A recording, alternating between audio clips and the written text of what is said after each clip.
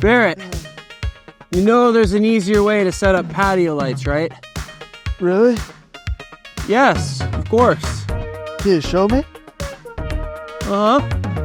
So first of all, for the setup you were trying to do, well actually I'm not really sure what you were trying to do, but I do know you should have been using a ladder.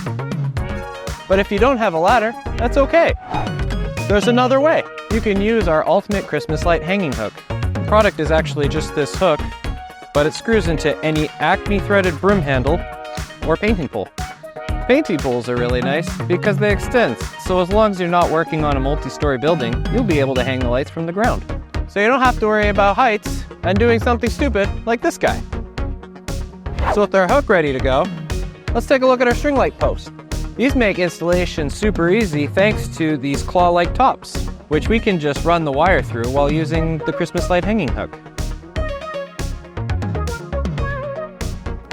Well, Matt, this is great. I think you saved me a few visits to the hospital.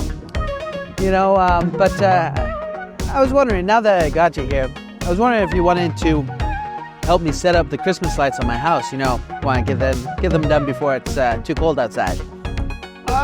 Yeah, I'm gonna pass on that one, but I can show you how to swap these lights out for Christmas lights. Okay, yeah, that works. Okay, cool. These G50 bulbs use the same E17 socket wire as our C9s and G30s. Since C9s give off that classic Christmas look, why don't we just swap out all these bulbs for these?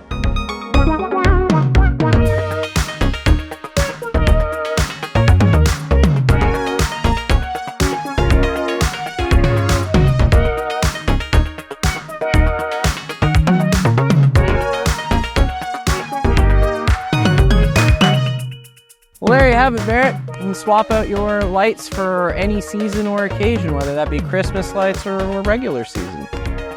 Yeah, that is great, Matt. Thank you. You know, we got Christmas in July, so I love it. But it is summer now, so I was wondering, you know, maybe we could put the patio lights back out. You know what? I think you're ready. I've taught you well. You got this.